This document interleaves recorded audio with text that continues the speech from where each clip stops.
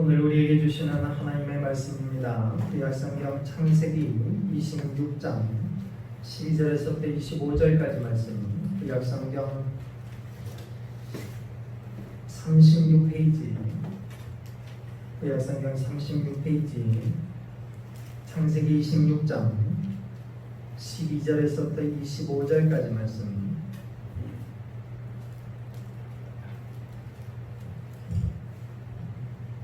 다 찾으셨으면 한 목소리로 같이 공독하겠습니다. 창세기 26장 12절에서부터 25절까지 말씀입니다. 시작. 이삭이 그 땅에서 농사하여 그 해에 100배나 얻었고 여호와께서 복을 주심으로 그 사람이 장대하고 왕성하여 마침내 거부가 되어 양과 소가 때를 이루고 종이 심이 많으므로 블레셋 사람이 그를 시기하여 그 아버지 아브라함 때에 그 아버지의 종들이 판 모든 우물을 막고 흙으로 메웠더라. 아비멜렉이 이삭에게 이르되 내가 우리보다 크게 강성한즉 우리를 떠나라. 이삭이 그곳에 떠나 그랄 골짜기에 장막을 치고 거기 거류하며 그 아버지 아브라함 때에 팠던 우물들을 다시 팠으니 이는 아브라함이 죽은 후에 블레셋 사람이 그 우물들을 메웠으니라. 이삭이 그 우물들의 이름을 그의 아버지가 부르던 이름으로 불렀더라. 이삭의 종들이 골짜기를 파서 생분원을 얻었더니 그날 목자들이 이삭의 목자와 다투어 이르되 이 물은 우리의 것이라 하며 이삭이 그 다툼으로 말미암아 그 우물 이름을 에색이라 하였으며 또 다른 우물을 봤더니 그들이 또 다툼으로 그 이름을 신나라 하였으며 이삭이 거기서 옮겨 다른 우물을 봤더니 그들이 다투지 아니하였으므로 그 이름을 르호봇이라 하여 이르되 이제는 여호와께서 우리를 위하여 넓게 하셨으니 이 땅에서 우리가 번성하리로다 하였더라. 이삭이 거기서부터 브엘세바로 올라갔더니 그 밤에 여호와께서 그에게 나타나 이르시되 나는 내 아버지 아브라함의 하나님이니 두려워하지 말라. 내 종 아브라함을 위하여 내가 너와 함께 있어 내게 복을 주어 내 자손이 번성하게 하리라 하신지라. 이삭이 그곳에 제단을 쌓고 여호와의 이름을 부르며 거기 장막을 쳤더니 이삭의 종들이 거기서도 우물을 받더라. 아멘. 오늘 이 말씀이 저와 여러분들에게 주시는 하나님의 귀하신 은혜의 말씀, 축복의 말씀 되시길 간절히 바랍니다. 잠시 기도하겠습니다. 사랑과 은혜가 충만하신 아버지 하나님, 은혜와 사랑을 감사합니다. 주님께서 오늘도 저희들 사랑으로 인도해 주셔서 주의 은혜의 장중에 붙들어 주시고 아버지 하나님 앞에 예배할 수 있도록 은혜를 베풀어 주시니 감사를 드립니다. 우리의 각자의 처소에서 예배를 드리지만 주님께서 하나님의 은혜를 이 시간 부어주셔서 한량나 하나님의 은혜를 누리는 복된 시간이 되게 하여 주옵소서. 하나님의 말씀이 우리의 심령에 새겨지게 도와주시고 그 말씀 따라 날마다 믿음으로 승리하며 살아갈 수 있는 거룩한 백성들이 다 되게 하여 주옵소서. 부족한 종이 다시금 주의 말씀을 들고서서 온전히 하나님의 귀하신 말씀만을 잘 증거할 수 있는 복된 시간이 되게 하여 주옵소서. 예수 그리스도 이름으로 간절히 기도하옵나이다. 아멘. 옆사람과 인사하겠습니다. 주 안에서 사랑합니다. 예, 앞에 있는 분들하고도 주 안에서 사랑합니다. 오늘 예배에 참석한 여러분과 그리고 페이스북으로 유튜브로 그리고 가정 예배분으로 예배드리는 여러분들과 여러분들의 가정과 자녀들과 일터기에 하나님께서 주신 놀라운 은혜와 축복이 충만히 임하시기를 주님의 이름으로 간절히 축원을 드립니다. 오늘 말씀의 제목은 참 신앙인이라고 하는 제목입니다. 이 제목으로 말씀 전할 때 많은 은혜가 되시기를 간절히 바랍니다. 고사성어 중에 구맹주산이라고 하는 그 고사성어가 있습니다.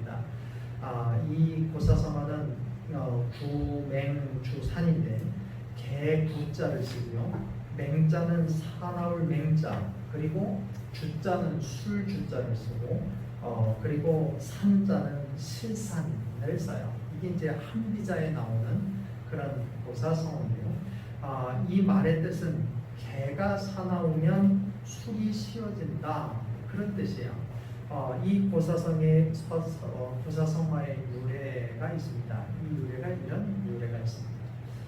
중국 송나라의 주막에 어느 주막에 술을 만들어 파는 장씨라고 하는 사람이 있었습니다. 그는 배를 속이지 않고 그리고 친절했습니다. 술을 또 빚는 실력이 아주 대단했습니다. 또한 멀리서도 그게 주막인 줄 알 수 있도록 깃발을 높이 이렇게 올려놔서 그것이 주막이구나라고 하는 것을 쉽게 알 수 있도록 그렇게 해놨습니다.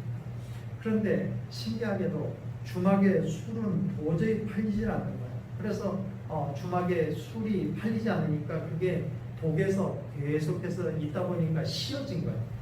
그래갖고 팔 수도 없고 그 독재 버리기가 일쑤였습니다. 이 사람이 몇 번을 그렇게 경험을 하고 계속해서 장사도 안 되고 그 술독에 있는 술이 씌어져서 팔지 못하고 그냥 버려보기를 여러 번 하다가 이걸 어떻게 하면 될까 아무리 고민해도 되질 않는다. 그래서 이 사람이 아주 지혜롭다고 소문난 양천이라고 하는 지혜자에게 찾아가서 그 까닭을 물어요. 왜 우리 주막에는 장사가 안 됩니까? 제가 그래도 만들어서 맛을 보면 그 술의 맛도 좋고 그리고 우리 가게가 그리고 우리 주막이 잘 되지 않을 이유가 전혀 없다고 생각하는데 왜 그렇습니까? 그랬더니 답이 의외로 간단했습니다. 지혜자 양천이 말하기를 혹시 당신네 주막에 개가 있습니까? 이렇게 묻는 거예요. 그래서 네 있습니다. 그렇게 이야기하니까 지혜자 양천이 다시 묻기를 그러면 그 개가 혹시 사납지 않습니까? 이렇게 묻는 거예요. 그러니까 장씨가 대답하기를 개가 좀 사나운 것은 사실이지만 개가 사나운 거하고 술이 팔리지 않는 거하고 무슨 관계입니까? 이렇게 물어봤어요. 그래서 지혜자가 대답하기를 주막을 지키는 개가 너무 사납게 짖는 바람에 손님들이 들어오려고 하다가 들어오지 않고 또 집에서 부모님의 심부름을 왔던 아이들이 개가 사나우니까 무서워서 심부름을 하지 못하고 그리고 사람들이 오려고 하다가 사나운 개를 보고 무서워서 다 그곳에 들어갈 수 없으니까 아무리 최고의 술을 준비해 놨다고 하더라도 사나운 개 때문에 장사가 되지 않는 것이지요. 이렇게 이야기를 했다고 합니다. 그래서 그 사람이 개를 치워버린 다음에 장사가 잘 됐다나 뭐 그런 이야기가 있는 거예요. 그래서 개구 주산이라고 하는 그 고사성어가 거기에서 유래가 되었다. 그런 이야기입니다. 코로나 바이러스가 다시 급증을 하고 있습니다. TV와 모든 매스컴에서 교회발 확진자, 특히 사랑제일교회 정광훈 목사 발 코로나 확진자가 급증을 매일 하고 있는 것을 우리는 보도를 통해서 보고 있습니다. 뉴스를 통해 나라와 이웃들에게 생명의 위협을 주는 몰상식하고 비상식적인 목사와 교인들의 보도가 매일같이 쏟아지고 있습니다. 이런 상황에서 정부의 방역 지침을 잘 지키고 최선을 다하고 있는 그리고 감염병 예방을 힘쓰고 있는 교회들이 함께 도매금으로 욕을 먹고 있는 상황입니다. 거룩해야 할 교회가 세상 사람들에게 존경받아야 할 교회가 이렇게 세상 사람들에게 몰상식한 집단들 그리고 지탄의 대상으로 비상식적인 대상으로 이렇게 전락하는 모습을 보면서 너무나 마음이 아프고 이 상황이 너무나 개탄스럽습니다. 사나운 개가 주막을 망치듯이 몰상식하고 그리고 몰상식하고 비상식적인 그런 목사와 교인들이 교회의 거룩함을 훼손하고 있는 이 상황이 너무나 개탄스러운 상황이라고 볼 수가 있습니다. 코로나19의 재확산으로 인해 오늘 우리가 드리는 예배는 현장에서 함께 모여 예배드리지 못하고 이렇게 또 다시 온라인 예배로 드리고 있습니다. 이 코로나19의 재확산이 빠르게 진정되고 코로나 바이러스가 속히 종식되어 하루속히 자유롭게 예배하는 날이 속히 오기를 간절히 소망합니다. 요즘 코로나 사태를 통해서 목사인 저는 참 난감하고 고민스러울 때가 참 많습니다. 목사인 나는 또 우리 교회의 교우들은 정말 하나님의 거룩한 그런 사람들로 살아가고 있는가라고 하는 질문을 끊임없이 할 수밖에 없는 상황이라고 볼 수 있습니다. 믿는 사람, 믿지 않는 사람들이 믿는 우리들을 보면서, 그리고 우리들이 믿는 우리들의 모습을 보면서 그 사람들이 어떻게 생각할까, 또 어떤 모습으로 비춰질까. 믿지 않는 사람들이 우리를 보면서 행동은 따르지 않고 말만 잘하는 사람들로 여겨지지 않을까라고 하는 염려가 있습니다. 여러분들은 어떻습니까? 하나님의 거룩한 백성, 성도의 삶을 잘 살아가고 있다라고 여러분들은 모든 사람들 앞에서 확증할 수 있습니까? 참 신앙인다운 삶이라고 이야기할 수 있을 정도로 거룩하게 살아가고 있느냐? 그런 거죠. 오늘 이 시간 하나님의 거룩한 백성, 성도로서의 삶을 잘 살려면 우리는 어떤 삶을 살아야 되는지, 그리고 참 신앙인이라고 하면 어떻게 살아야지 참 신앙인이 될 수 있는지 우리가 이 시간 함께 생각하면서 은혜를 나누고자 합니다. 오늘 본문의 말씀에 보면 참 신앙인의 모습을 보였던 한 사람의 이야기가 나옵니다. 그 사람이 이삭이라고 하는 사람. 아브라함이 100세에 낳은 아들 이삭, 그리고 이 이삭의 삶을 보면 삶 자체가 참 신앙입니다. 그런 모습을 우리가 볼 수가 있습니다. 오늘 이삭의 모습을 살펴보면서 우리의 삶이 참 신앙인이 되려면 어떤 모습이 되어야 하는지를 우리가 함께 생각하면서 은혜 받는 그런 시간이 되기를 간절히 소망합니다. 이삭이 참 신앙인이라고 할 수 있었던 첫 번째 이유는 그가 하나님의 말씀에 늘 순종하는 사람이었음을 우리는 볼 수 있습니다. 오늘 본 말씀 바로 앞에 보면 이삭이 살고 있는 지역에 아주 극심한 흉년이 들고 있음을 알 수 있습니다. 이삭은 견디기 힘든 흉년을 피하여 물이 많고 양식이 넉넉한 애국으로 이삭을 가려고 했어요. 그때 하나님께서 말씀하시기를 그곳으로 가지 말고 있던 곳에 머물기를 말씀하십니다. 창세기 26장 2절에서부터 4절의 말씀에 보면 여호와께서 이삭에게 나타나 이르시되 애국으로 내려가지 말고 내가 내게 지시하는 땅에 거주하라. 이 땅에 거주하면 내가 너와 함께 있어 내게 복을 주어 내가 이 모든 땅을 너와 네 자손에게 주리라. 내가 내 아버지 아브라함에게 맹세한 것을 이루어 내 자손을 하늘의 별과 같이 번성하게 하며 이 모든 땅을 네 자손에게 주리니 네 자손으로 말미암아 천하 만민이 복을 받으리라 라고 하면서 주님께서 말씀하셨습니다. 다시 말해서 이 말씀 뭐냐면 그곳에 가면 양식이 많아 육신의 생활에는 유익이 있겠지만 신앙생활에 지장이 되므로 그곳으로 가지 말고 이곳에 머물러 있으면 하나님께서 너희의 모든 삶을 축복하시고 지켜주시고 너와 내 후손을 복되게 살도록 인도해 주시겠다라고 하는 약속의 말씀입니다. 이런 하나님의 말씀에 이삭은 아무 말 없이 그대로 순종했습니다. 육신의 생활은 흉년인 까닭에 어려움이 많았을 것입니다. 그러나 이삭은 하나님의 말씀을 따라 성도의 위치를 굳게 지켰습니다. 육신의 안일보다는 영혼을 더 소중히 여겼다는 거예요. 예전에 제가 서울에서 전도사 생활을 했었던 때가 있습니다. 동원교회에서 제가 전도사 생활을 했는데 그때 제가 청년부도 같이 이렇게 섬기고 있었습니다. 제가 그 청년부 담당하고 있을 때 청년부 그 당시 회장이 대학을 졸업하고 이제 직장에 들어가려고 했어요. 그때가 어느 때냐면 우리나라가 굉장히 경제적으로 어려웠던 IMF 시절이에요. 그래서 대학을 졸업한 친구들이 직장에 들어가는 것도 굉장히 어렵고 그리고 직장에 들어가기가 정말 하늘의 별따기처럼 어려운 그런 시절이었습니다. 근데 이 청년 회장이 쉽게 좋은 회사에 합격이 되어갖고 이제 직장 생활을 하게 됐어요. 근데 직장 생활을 하다가 얼마 지나지 않아서 한 달이 됐나 두 달이 됐나 그런데 그 회사를 때려치고 나왔어요.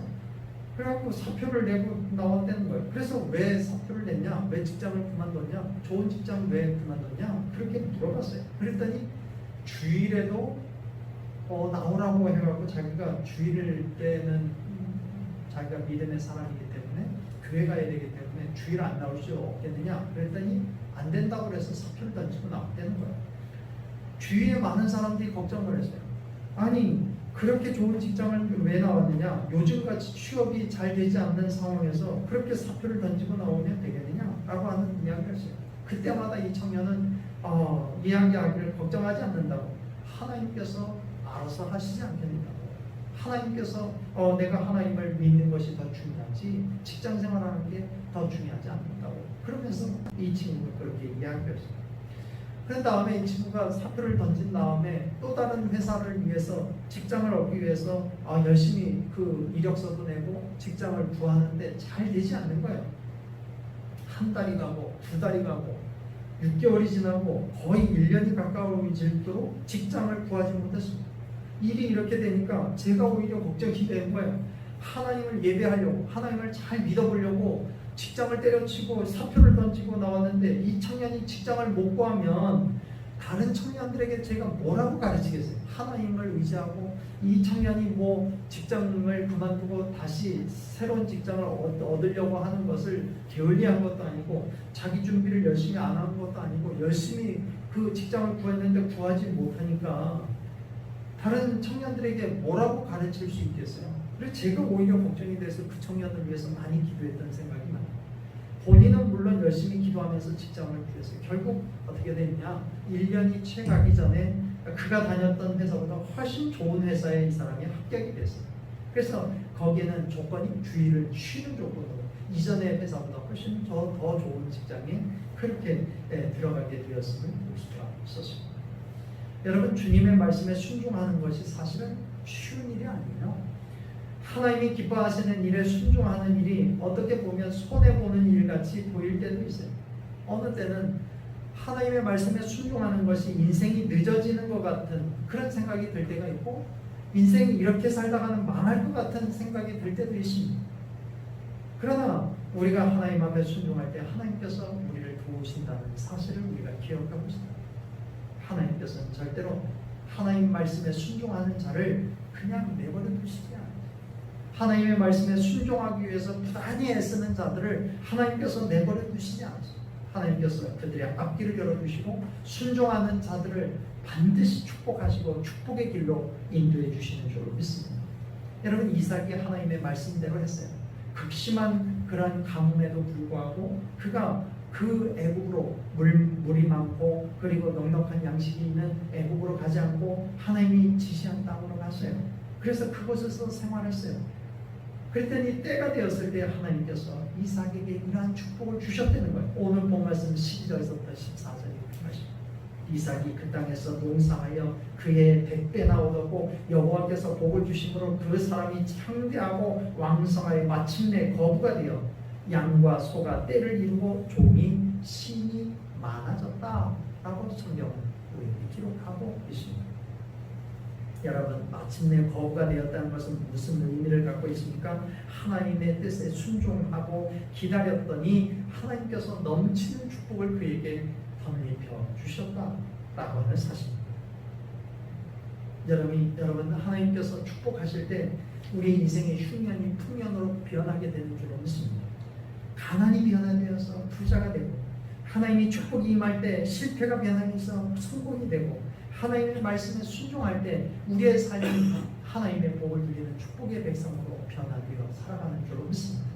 여러분, 저와 여러분이 가장 중요한 것은 뭐냐? 어려울 때일수록 주님 앞에 순종하는 삶을 주님께서 우리의 말씀을 주실 때 순종하기 어려운 말씀일수록 우리가 순종할 때 하나님 앞에서 우리가 날마다 순종하는 삶을 살아갈 때 하나님께서 우리를 축복의 통로로 사용하시고 우리를 축복의 사람으로 인도해 주시는 줄 믿습니다.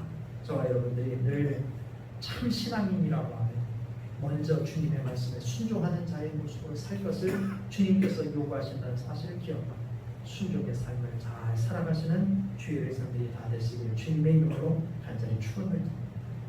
두 번째, 참 신앙인은 이삭의 모습을 통해서 우리는 뭘 얻어야 되느냐? 온유한 삶을 살아야 됩니다. 이삭이 큰 축복을 받았지만 연이어서 또 다른 역경이 찾아와요. 이삭이 거부가 되니까 브레스 사람들이 그를 시기하여서 우물을 빼앗고 흙으로 그 우물을 메꿔버렸어요. 그리고 블레셋 왕 아비멜렉이라고 하는 왕은 이삭에게 와서 이삭이 살고 있던 땅에서 떠나라고 그렇게 이야기를 합니다. 그래서 이삭은 어쩔 수 없이 삶의 터전이 있는 거부가 되어서 그곳에서 편안하게 살 수 있는 곳에서 떠나서 어쩔 수 없이 그랄 골짜기라고 하는 곳에 가서 장막을 치고 그곳에서 살게 됩니다. 그곳에서 가갖고 살려고 하니까 뭐가 필요해? 물이 필요하잖아요. 그래서 우물을 팠어요. 우물을 팠더니 거기서 물이 쏟아지는 거예요. 그곳에서 우물을 팠는데 블레셋 사람들이 와서 그 또 우물을 메꿔버리는 거예요. 이삭이 이들과 다투기가 싫어서 다른 곳에 가서 우물을 팠어요. 거기서 또 우물을 팠더니 거기서 또 우물이 쏟아져 나왔습니다. 그래서 블레셋 사람들이 그곳까지 쫓아와서 우물을 또 메꿔버리고 그곳을 우물을 빼앗아 버렸습니다. 그래서 그 이삭이 그곳에서 사람들과 다퉜다라고 해갖고 그 우물의 이름을 에섹이라고 하는 이름을 지었습니다. 다툼이라고 하는 우물 이름이 다툼이라고 하는 우물 이름이에요. 우물을 빼앗긴 이삭이 또 다른 곳에 가서 우물을 팠어요. 그랬더니 우물이 거기서 또 쏟아져 나왔습니다. 물이 솟구쳐 올랐습니다. 그랬더니 이번에도 또 와갖고 블레셋 사람들이 빼앗아 버렸습니다. 그래서 이번에는 그 우물의 이름을 대적한다 그래서 대적함이라고 하는 뜻을 가진 신나라고 하는 이름으로 그 이름을 지었습니다. 그런 다음에 빼앗으니까 어떻게 해요? 또 다른 곳에 가서 네 번째 옮겨서 우물을 팠어요. 그 우물을 팠더니 또 물이 쏟아져 올라왔습니다. 그때 블레셋 사람들이 더 이상 다투지 않고 그래서 그 블레셋 사람들이 더 이상 쫓아와서 괴롭히지 않아서 그곳에 머물게 되었는데 그 우물의 이름이 르호봇이라고 하는 이름을 지었다는 거예요. 그 이름은 장소가 넓다 그런 의미가 있습니다. 이렇게 세 번씩이나 생명줄 같은 우물을 빼앗기면서도 이삭은 다투지 않고 다른 곳으로 옮겨가서 우물을 계속 팠어요. 이것은 이삭에게 싸울 힘이 없어서 그런 것이 아니에요. 서로 다툴 말주변이 없어서 그런 것도 아니에요. 이삭의 성품이 온유하며 다투며 싸우지 아니하고 양보하는 미덕을 지니고 있었기 때문에 그런 거예요. 여러분 세 번씩이나 그 귀한 우물을 힘없이 빼앗긴 이삭의 모습은 못난 것 같아요. 그러나 하나님은 이삭을 이기게 하셨어요. 여러분 예수님의 모습을 보십시오. 예수님께서 십자가에 못 박히실 때 예수님을 십자가에 못 박는 자들을 다 쓸어버리실 수 있는 능력이 없으셔서 못 박히신 게 아니에요. 그들을 향해서 막 저주하고 하나님의 저주와 그리고 하늘의 저주를 그렇게 하지 못하셔서 그렇게 하신 게 아니에요. 힘없이 십자가에 돌아가셨지만 그것이 그들에게 징후 같지만 오히려 그 십자가를 통해서 하나님의 역사와 하나님의 구원의 역사를 이루고 가시는 것을 우리는 볼 수가 있습니다. 여러분 이삭이 마치 그 모습 아니에요? 이삭을 시기하여 우물을 빼앗았던 블레셋 왕 아비멜렉이 보니까 이삭이 파는 것보다 우물에 물이 쏟아진 것을 보고 여러분 그 지역은 아무데나 판다고 해갖고 물이 쏟아지는 곳이 아니에요. 그 모습을 보면서 이삭이 파기만 하면 우물이 쏟아지는 사건을 통해서 이삭이 이 사람은 하나님과 함께하는 사람이구나 라고 하는 것을 이 아비멜렉이라고 하는 왕이 알아요. 그래서 이 사람이 나중에 두려운 마음이 일어나서 오늘 마태복음 6장 33절에 보면 너희는 먼저 그의 나라와 그의 의를 구하라 그리하면 이 모든 것을 너희에게 더하시리라 말씀하셨습니다. 성경에 나오는 하나님의 사랑과 큰 축복을 받았던 사람들의 특징이 뭔지 아십니까? 하나님 앞에 예배하는 것 그리고 하나님 앞에 예배하는 삶 이것을 가장 큰 우선순위로 두고 살았다. 가장 먼저의 삶을 살았다. 하나님께 예배하고 하나님의 제단을 섬기고 하나님께 찬양을 올려드린 것 이것이 그들의 삶의 가장 큰 우선순위였다라고 하는 사실을 우리에게 말씀해 주고 있습니다. 아브라함이 그랬고 그리고 다윗이 그랬고 다니엘이 그랬고 느헤미야가 그랬고 그리고 우리가 다 알고 있듯이 모든 믿음의 사람들이 우선순위가 거기에 있었다는 사실입니다. 그랬을 때 하나님께서 그들의 삶을 복되게 인도해 주신 줄로 믿습니다. 여러분 우선순위가 바뀌거나 틀려지면 우리 인생이 잘 될 수가 없습니다. 우리의 인생을 잘 되게 하려면 우리 하나님께서 복 주시는 그 인생의 우선순위대로 살아갈 때 우리는 축복된 인생을 살아갈 수가 있는 줄로 믿습니다. 10여 년 전에 이런 일이 있었대요. 실제로 미국의 플로리다주에 비행기가 추락한 사건이 있었습니다. 그런데 그 사고의 원인이 어처구니가 없는 원인이었대요. 비행기를 착륙시키기 전에 이제 비행기가 착륙 직전에 이래 보니까 착륙 기어를 작동을 알려주는 전광판에 불이 들어오지 않는 거예요. 그러니까 이 여러 계기판에 착륙 기어가 작동하는 전광판의 불, 그러니까 그 시계에서 그 조명을 나타내는 그 전구가 나갔던 모양이에요. 그래갖고 조종사가 전광판을 점검해 보니까 다행히 착륙 기어에는 문제가 없어요. 단지 뭐가 문제냐면 전구가 문제예요. 전구가 불이 안 들어온 거예요. 그러니까 이제 조종사가 나중에 또 그거 저 깜빡 잊으면 안 되니까 전구를 가려고 이렇게 하다 보니까 몸을 기울여 갖고 막 열심히 하는데도 잘 안 되는 거예요. 전구가 안 갈아지는 거예요. 이제 비행기가 이제 착륙하려고 하고 있는 상황에서 옆에서 조종사가 보니까 기장이 열심히 그걸 전구를 가는데 못 가는 거예요. 그러니까 답답하니까 옆에서 부조종사가 그거를 갈아 끼는 걸 도와줬다는 거예요. 열심히. 근데 지금 비행기가 착륙해야 되는 그런 상황인데 둘이 너무 열심히 전구를 갈아 끼는 가운데 그거에 너무 집중하다 보니까 비행기가 내려가고 있다라고 하는 사실을 모르고 있었던 거예요. 그래갖고 나중에 비행기 그 전구를 간 다음에 보니까 비행기 고도가 너무 낮게 날고 있는 거예요. 그래서 부랴부랴 다시 조종관을 들어서 올라가려고 했는데 도저히 더 이상 앞에 산이 있어가지고 올릴 수가 없는 거예요. 그렇다고 착륙할 수도 없는 상황이에요. 그래서 결국 전구 하나 가려고 하다가 그 수백 명이 비행기가 추락해서 그 수백 명이 다 죽는 그런 사고가 일어났다는 거예요. 여러분 왜 이런 사고가 일어났을까요? 조종사가 기술이 부족해서 노력이 부족해서 그런 문제가 일어났을까요? 아니요. 작은 전구에 신경 쓰다 보니까 더 중요한 비행기를 착륙시켜야 된다라고 하는, 그래서 조종관을 잘 잡고 있어야 된다라고 하는 그 생각을 놓쳤기 때문에 우선순위가 잘못됐기 때문에 망하는 인생이 되고 말았던 거예요. 자신들뿐만 아니라 그곳에 타고 있는 수백 명의 그런 승객들이 그들의 잘못을 통해서 다 죽고 말았대요. 여러분 우리의 삶의 우선순위도 똑같아요. 우리의 삶의 우선순위를 잘 알고 우선순위대로 살 때 우리는 축복된 삶을 살아갈 수가 있는 줄로 믿습니다. 우리 인생의 우선순위가 뭐겠어요? 하나님 앞에 예배하는 삶입니다. 하나님 앞에 예배하는 것을 목숨 걸고 하나님 앞에 예배하는 삶의 우선순위를 두고 살아갈 때 하나님께서 우리의 삶을 복된 길로 인도해 주시는 줄로 믿습니다. 내 영혼이 잘된 같이 내가 범사에 잘되고 강건하기를 내가 강구하노라 말씀했던 그 말씀처럼 우리의 영혼이 잘될 때 우리의 범사가 잘되고 우리의 인생이 복을 받는다고 하는 사실을 기억하시고 날마다 우리의 삶을 잘 믿음 안에서 살아가시는, 예배에 집중해서 살아가시는, 예배를 우선순위 두고 살아가시는 믿음의 백성들이 다 되시기를 주님의 이름으로 간절히 축원을 드립니다.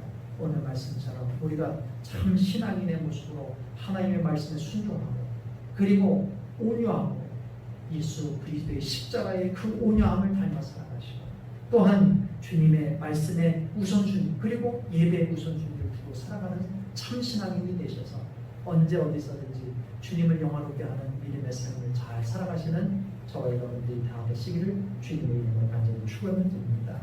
기도하겠습니다. 사랑과 은혜가 충만하신 아버지 하나님, 은혜와 사랑을 감사합니다. 주신 말씀을 우리의 마음에 품게 도와주셔서 참 신앙인의 모습으로 살아갈 수 있도록 도와주옵소서. 말씀에 순종하는 삶 되게 하여 주옵시고 온유함을 누리며 살게 도와주옵시고 또한 우선순위가 우리의 삶의 우선순위가 주님 앞에 나아갈 수 있도록 해주시고 예배에 집중하며 살아갈 수 있는 믿음의 백성들로 살아갈 수 있도록 도와주셔서 우리의 삶이 주님이 복 주시는 그 축복의 삶을 날마다 경주하며 살아갈 수 있도록 도와주옵소서. 예수 그리스도의 이름으로 간절히 기도하옵나이다. 아멘.